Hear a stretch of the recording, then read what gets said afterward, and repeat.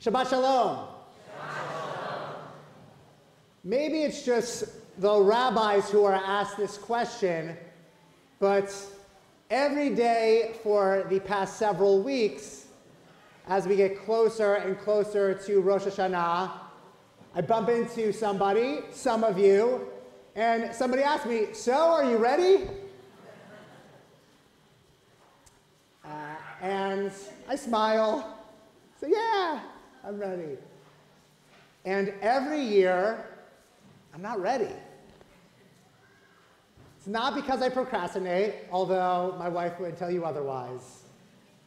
Because sermons are written, teachings are prepared. Rabbi Martin and I have spent hours throughout the summer meeting with our high holiday Chazan, Rabbi Menachem Creditor, preparing for the Yamim Norim.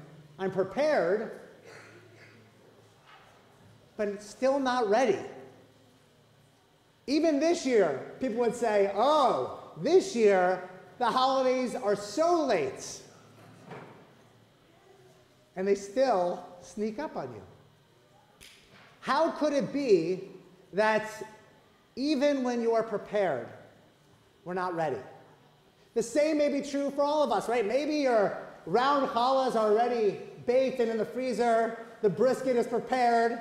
You have a big pot of chicken stock in the freezer. You cooked weeks ago.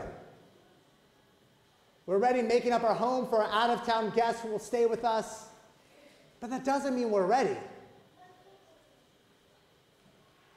Rabbi Alan Liu wrote over 2 decades ago his book about the days of awe. This is real, and you're completely unprepared. Because ultimately, this is not about brisket or dipping apples in honey. It's not about hearing the shofar blast and celebrating with family and friends and community. It's certainly about that. But what this is really about, it's about being brokenhearted. It's about recognizing our imperfections, recognizing where we have done wrong, whom we have wronged, and turning to friends, family, and hardest of all, ourselves, and asking for forgiveness before we can turn to God.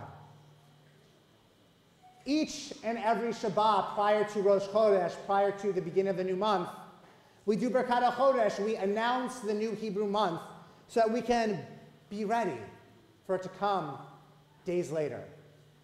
Except for this Shabbat. The month of Tishrei, and thus the year 5785 begins Wednesday night. This Shabbat is when we would do Birkat HaChodesh and announce this new month. But we're taught that Tishrei, the beginning of the new year, is the only month that we don't do Birkat HaChodesh, the only month that we don't announce ahead of time.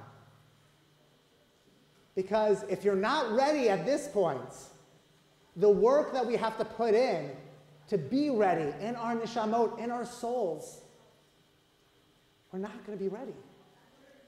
In fact, we don't do Birkat HaChodesh, we don't announce the new month because in some ways, each and every day throughout this past month, we've been announcing a new month.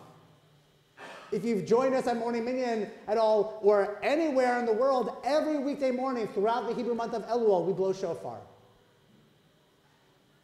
To tell us, get ready. To serve as our alarm clock, our wake-up call. And we know we have to do it each and every morning because human nature is to say, I'll do the hard work later. I'll get to it. It's like the Stephen Covey boxes, for those of you who are familiar, the 7 habits, right? Our time is consumed by the urgent but unimportant. This is the important, and we think because it's not urgent, because it's not essential, because we have time, we'll get to that work. But in fact, we delay it because of how difficult it is, because it's seemingly impossible. And that's in fact what the Torah in some ways is trying to remind us this Shabbat, the Shabbat prior to Rosh Hashanah, that that's not the case. As our Bat Mitzvah told us, Torah is not beyond our reach. It's not in the heavens. It's not beyond the sea. It's not so far away that we should say this work is too hard. It's too difficult for us to be broken so that we can be whole again. That's what this month is supposed to do. We're supposed to be broken and shattered. We're supposed to fully get to the worst version of ourselves so that we can build ourselves back up to be the best version of ourselves. And I fear that when we don't do that, when we don't fully shatter into pieces, then we can't acknowledge the work that we need to do. We may come to shul over the next couple of weeks and ask God for forgiveness. We may beat our chests. But if we're not ready to do that work in advance, then ritual is almost meaningless. Liturgy is almost meaningless if we're only talking between us and God, if we're not talking to one another. And because the Parsha tells us as Moshe spoke to every member of Bnei Israel, to the elders and the heads of the tribes, to the men, women, and children, as I said earlier, to the water jar and the wood chopper, that this is work that is essential for each and every one of us. This is real, and we are completely unprepared. And so, even if we are prepared, because I assure you I am. Look forward to seeing you Wednesday night, Thursday morning, Friday morning. Are we ready? Are we ready to dig deep into our souls? Are we ready to strive to be better by acknowledging where we've done wrong? And are we ready to understand that Torah that's supposed to be our guide, that's supposed to be the ethics and values that we're rooted in to help us be better and be ready, that it's not beyond our reach, that it's not in the heavens, that it's not too far for us. So instead, let us go into these coming days, let us go into this new year, reinforcing the words that Moshe said to the people of Israel this morning, that it is not beyond our grasp, it is not far beyond the sea. This new year, this new beginning, this fresh start, that's only a matter of days away, that's going to happen whether we are ready or not.